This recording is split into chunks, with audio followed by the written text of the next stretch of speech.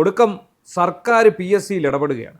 ഭരണഘടനാ സ്ഥാപനമാണെന്ന ലേബലിൽ ഞങ്ങളെ ആരും ഒന്നും ചെയ്യാനില്ല എന്ന ഒരു അഹങ്കാരത്തിൽ പ്രവർത്തിച്ചിരുന്ന PSCക്ക് വലിയ തിരിച്ചടി നൽകാൻ പോവാണ്. പോലീസും വിജിലൻസും അതുപോലെ തന്നെ ഈ പറയുന്ന ക്രൈംബ്രാഞ്ചും അവരെ രണ്ടുപേരെ അണിനിരത്തിക്കൊണ്ട് ആഭ്യന്തര വകുപ്പ് അതിശക്തമായ നടപടിയുമായി പോവുകയാണ്. കഴിഞ്ഞ 10-30 വർഷത്തെ പിന്നോക്കം പോയി പരിശോധിക്കുകയാണെങ്കിൽ പോലും ഒരുപക്ഷെ ഇവിടുത്തെ ഏറ്റവും അഴിമതി നിറഞ്ഞതായിട്ടുള്ള നിയമന പ്രക്രിയയുടെ ആ ഒരു ഫയലുകൾ കണ്ടെത്താൻ സാധിക്കും. ഒരു കാലത്ത് ഏറ്റവും വിശ്വാസ്യത ഉണ്ടാകുന്നൊരു സ്ഥാപനമാണ് ഈ PSC എന്ന് പറയുന്നത്. വലിയ മഹാരഥന്മാരായ ആളുകൾ PSCയുടെ തലപ്പത്ത് ഇരുന്നിട്ടുള്ളൊരു കാലഘട്ടം ഉണ്ടായിരുന്നു. അന്നെല്ലാം സത്യസന്ധമായ രീതിയിൽ തന്നെയാണ് കാര്യങ്ങൾ പോയിക്കൊണ്ടിരുന്നത്.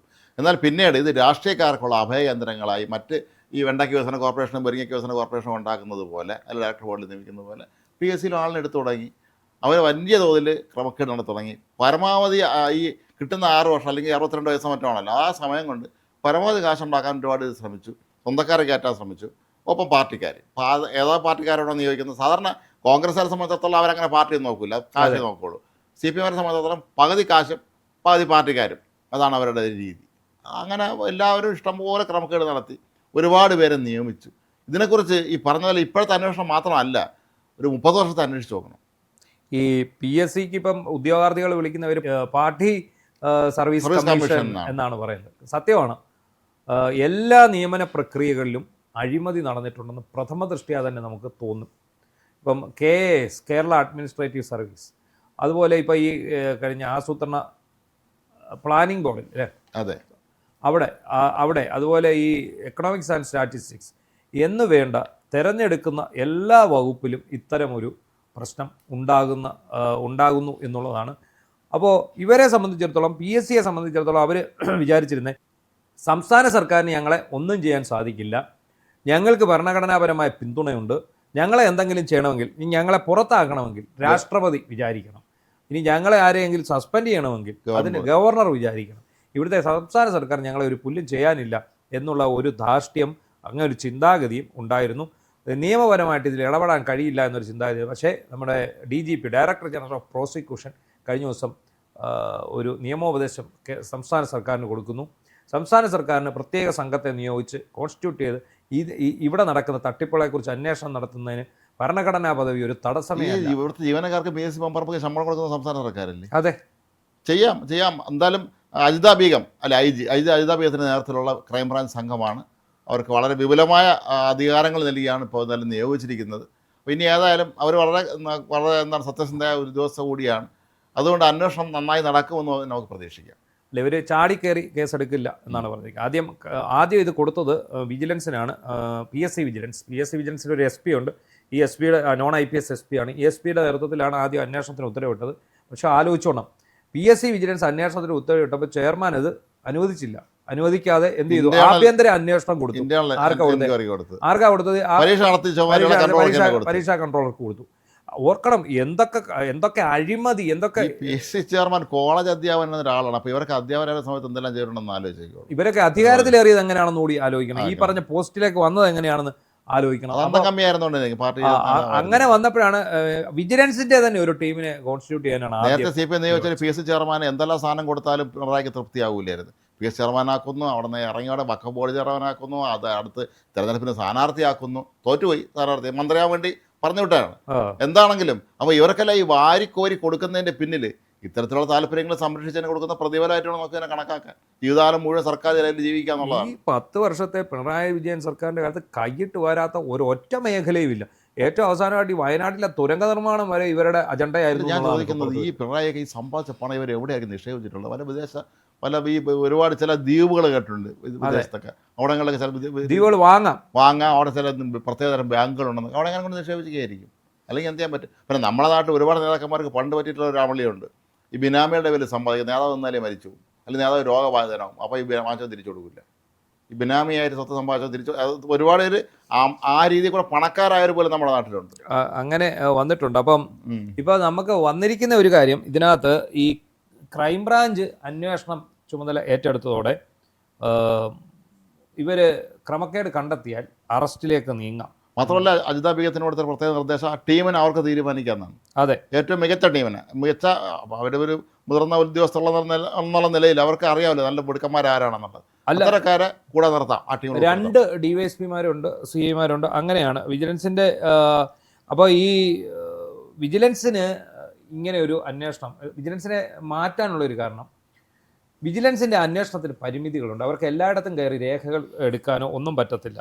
അവർക്ക് PSCയിൽ ജുഡീഷ്യറി, നിയമസഭ എന്നിവയിലെല്ലാം അന്വേഷണം നടത്തേണ്ടതായിട്ട് ഒരു ഇതുമായിട്ട് ബന്ധപ്പെട്ട്. അപ്പോൾ അതിനൊരു നിയമ തടസ്സം ഉള്ളതുകൊണ്ടാണ് പ്രത്യേക ക്രൈംബ്രാഞ്ച് സംഘത്തെ കൊണ്ട്, അതായത് രമേശ് ചെന്നിത്തലയും ഇതുമായിട്ട് ചർച്ച നടന്നു, VD സതീശനുമായിട്ട് ചർച്ച നടത്തി കഴിഞ്ഞപ്പം എന്താണ് വിജിലൻസിൻ്റെ പോരായ്മകൾ എന്നുള്ളത് നോക്കിയപ്പോൾ അവർക്ക് എല്ലാ മേഖലകളിലേക്കും അന്വേഷണം വ്യാപിപ്പിക്കാൻ പ്രഥമ ദൃഷ്ടി അത് കഴിയില്ല. അങ്ങനെ വരുമ്പോഴാണ് എന്നാൽ ക്രൈംബ്രാഞ്ച് തന്നെ വേണം എന്ന് പറയുന്നത്. അപ്പോൾ സർക്കാർ കർശന നടപടിയിലേക്ക് നീങ്ങുകയാണെന്ന് മന്ത്രിസഭാ യോഗത്തെ അറിയിച്ചതിന് ശേഷമാണ് മുഖ്യമന്ത്രി ഇങ്ങനൊരു അന്വേഷണം പ്രഖ്യാപിക്കുന്നത്. അപ്പോൾ PSC ഭരണഘടനാ സ്ഥാപനമാണ് എന്ന് വെച്ച് കേസ് അന്വേഷണത്തിൽ ആ സംരക്ഷണം ഇല്ല. എല്ലാവരെയും ചോദ്യം ചെയ്യാം, ചെയർമാനെ, അംഗങ്ങളെ എല്ലാവരെയും ചോദ്യം ചെയ്യാം. അപ്പോൾ ഈ നിയമപരമായി മുന്നോട്ട് പോകുന്നതിന് ക്രൈംബ്രാഞ്ചിന് യാതൊരു നിയമ തടസ്സം. ഇതിപ്പോൾ ഏത് കേസ്, മറ്റേതൊരു തട്ടിപ്പ് കേസ്, അല്ലെ ഏതെങ്കിലും ഒരു വ്യാജ നിയമന കേസ്, അങ്ങനെ അല്ലെ നമ്മുടെ നാട്ടിലെ ഏതെങ്കിലും ഒരു സാധാരണ കേസ് പോലെ തന്നെ ഒരു കേസായിട്ട് ഇത് മാറി ആ കേസിൽ എന്തൊക്കെ നമുക്ക് ചെയ്യാൻ പറ്റുമോ അതിനുള്ള തടസ്സങ്ങളൊക്കെ നീക്കിക്കൊണ്ടാണ് ഈ ക്രൈംബ്രാഞ്ച് അന്വേഷണത്തിന് ഉത്തരവ് ഇട്ടിരിക്കുന്നത്. പക്ഷേ ഇത് നമ്മളിവിടെ അന്വേഷണമൊക്കെ നടക്കും, അജിതാബിക്കാൻ റിപ്പോർട്ട് കൊടുക്കുകയും ചെയ്യുമായിരിക്കും. പക്ഷേ അവസാനം ഇത് MR അജിത് കുമാറിന്റെ കാര്യത്തിൽ സംഭവിച്ചതുപോലെ തന്നെ ഈ റിപ്പോർട്ട് ഇനി അവിടെ വെച്ചിരുന്നാൽ മതി, ഞങ്ങൾ പിന്നെ സൗകര്യമുള്ളപ്പോൾ വാങ്ങിച്ചോളാം.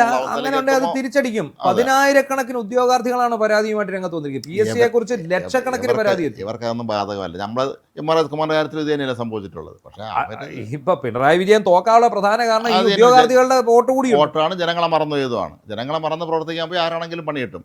ഇപ്പം വിജിലൻസ് ക്രൈംബ്രാഞ്ച് അന്വേഷണം പ്രഖ്യാപിച്ചിരിക്കുന്നു, അജിതാബികത്തെ നിയോഗിക്കുന്നു, അവരൊക്കെ ഇഷ്ടമുള്ള ഉദ്യോഗസ്ഥന്മാരെ ടീം ഉൾപ്പെടുത്തുന്നൊക്കെ പറഞ്ഞ് എല്ലാം കഴിഞ്ഞ് റിപ്പോർട്ടും കൊണ്ട് വരുമ്പോഴുള്ള കാര്യമാണ് നമ്മൾ പറയുന്നത്. ഇവിടെ കൃത്യമായിട്ട് ഷൗക്കത്ത് അലിയും സംഘത്തിനെയും ബൈജു പോലീസിനെല്ലാം നിയോഗിച്ച് റിപ്പോർട്ട് കൊടുത്തപ്പോൾ റിപ്പോർട്ട് വേണ്ട. ഞാൻ അങ്ങനെ ചോദിക്കുമെന്നാണ് ആഭ്യന്തരമന്ത്രി ചോദിക്കുന്നത്. അതുപോലെ ഉള്ളൂ, ഒന്നും നടക്കാൻ പോകില്ല. അതാണ് എൻ്റെ ഒരു വിശ്വാസം. ഇങ്ങനെയൊക്കെയാണെങ്കിൽ അപ്പോൾ നമ്മുടെ നാട്ടിലെ ചെറുപ്പക്കാർ വീണ്ടും നിരാശയിലാവും. ഇവർക്ക് PSC ഉദ്യോഗസ്ഥരെ ചോദ്യം ചെയ്യാം, PSC കടന്നു കയറി റെയ്ഡ് നടത്തി രേഖകൾ പിടിച്ചെടുക്കാം. ഇതിങ്ങനെയൊക്കെയുള്ള വിപുലമായ അധികാരത്തോടു കൂടിയാണ്. അതുകൊണ്ട് തന്നെ അജിതാ ബീഗം തനിക്ക് ഏറ്റവും വിശ്വസ്തരായ ഉദ്യോഗസ്ഥരുമായിട്ടായിരിക്കും ഈ ഒരു ഇതിലേക്ക് ഇറങ്ങുക. മാത്രമല്ല ഇത് തൊട്ടാൽ പൊട്ടുന്ന വിഷയമാണ്.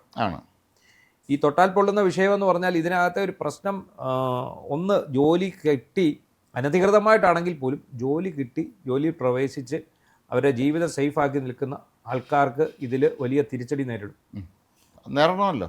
യോഗ്യരായ ആളുകളെ പിന്തള്ളിക്കൊണ്ട് അഴിമതി കൂടെ ബാക്ക്ഡോറിൽ കൂടെ മറ്റേ ആളല്ലേ വരില്ലേ. അപ്പോൾ സ്വാഭാവികമായിട്ടും ഇവർ മറ്റ് നിയമമാർഗങ്ങൾ നോക്കും. ഹൈക്കോടതിയിലേക്ക് അവർ പോകും.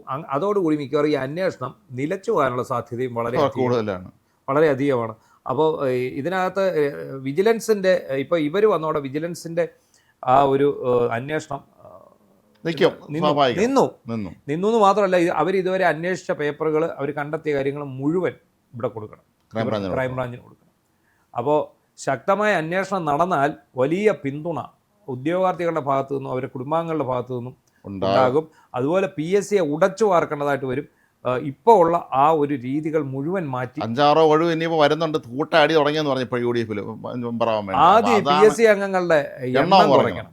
ഈ എണ്ണം ഈ 21 എന്നുള്ളത് 10 എണ്ണം ആക്കി കഴിഞ്ഞാൽ തന്നെ അത്രയും ലാഭിക്കാം. ഇത്രയും ലാഭം കേരള സർക്കാരിനുണ്ടാകും, സർക്കാരിൻ്റെ സാമ്പത്തിക ഖജനാവിനുണ്ടാകും. പാർട്ടിക്കാരെ തിരികെ പെൻഷനും ശമ്പളവും കൊടുക്കാൻ വേണ്ടി മാത്രമായി വേണ്ടപ്പെട്ട ചിലർ കഴിഞ്ഞ തവണ PSC മെമ്പറാക്കിയവർക്ക് പെൻഷൻ കിട്ടാൻ വേണ്ടിയാണ് ഇത്രയും തുക കൂട്ടിയെന്നാണ് പറയപ്പെടുന്നത്. അപ്പോൾ ഇതിൽ പറയുന്ന ഒരു വിപ്ലവ നായിക കഴിഞ്ഞ ദിവസം ഏതോ പാവപ്പെട്ടവന്മാർക്ക് വേണ്ടിയുള്ള ഒരു പ്രസംഗത്തിലെ മുഖ്യ പ്രഭാഷകയാണെന്ന് പറഞ്ഞ ഒരാൾ ഫേസ്ബുക്കിൽ കളിയാക്കിയിട്ടേക്കുന്നുണ്ട്. അങ്ങനെയുണ്ട്. പാവപ്പെട്ടവർക്ക് ആനുകൂല്യം കിട്ടുന്നില്ലെന്ന, അവർക്ക് നീതി നിഷേധിക്കപ്പെട്ടെന്നാണ് പറഞ്ഞുകൊണ്ട് പ്രക്ഷോഭത്തിന് മുന്നിൽ നിൽക്കുന്നത് ഈ വിപ്ലവ നായികയാണെന്ന്. വിപ്ലവ നായികയ്ക്ക് വേണ്ടിയൊക്കെയാണ് ഇത്രയും തുക ശമ്പളം കൂട്ടി. അപ്പം പെൻഷൻ കിട്ടുമ്പോൾ നേരിട്ട് കിട്ടുമല്ലോ, 1-2 ലക്ഷം പെൻഷൻ കിട്ടും എന്ന് പറഞ്ഞ് ഒരാൾ ഫേസ്ബുക്കിൽ കളിയാക്കി പോസ്റ്റ് ഇട്ടിട്ടുണ്ടായിരുന്നു. അപ്പോൾ എന്തായാലും PSC നേർവഴിക്ക് നീങ്ങുന്നതിൻ്റെ സൂചനയാണ്. പക്ഷേ നമുക്ക് ഈ UDF സർക്കാരിനെ വിശ്വാസത്തിലെടുക്കാൻ സാധിക്കില്ല. കാരണം ഇവരിപ്പോൾ ആദ്യ ആരംഭശൂരത്വമാണ്. ഇപ്പോൾ MR അജിത് കുമാറിനെതിരായ നടപടിയിലെത്തിയപ്പോഴേക്കും രക്ഷാപ്രവർത്തന കേസ് മരവിച്ച ഒരു അവസ്ഥയാണ്. അതുതന്നെ അങ്ങനെ ഒരു ദുരനുഭവം നമ്മുടെ മുന്നിലുള്ളത് കൊണ്ട് തന്നെ ഇതിൽ വല്ലതും നടന്നു എന്ന് പറഞ്ഞു. അത്രയേ ഉള്ളൂ. അതിൽ പ്രതീക്ഷയൊന്നും വേണ്ട. ഇത് മാത്രമല്ല, വേറെ വലിയ സംഭവം വരുമ്പോൾ നമ്മളങ്ങ് മറന്നും പോകും. പിന്നെ അതവിടെ കിടക്കും. പിന്നെ റിപ്പോർട്ട് തയ്യാറാക്കി അജിതാബികം കൊണ്ട് കൊടുത്താൽ നമ്മൾ നേരത്തെ പറഞ്ഞ പോലെ അതൊന്നും അവിടെ സ്വീകരിക്കണമെന്നോ നടപടി എടുക്കണമെന്നില്ല. കാരണം അപ്പോഴേക്കും ഇടപെടലുകൾ വരും.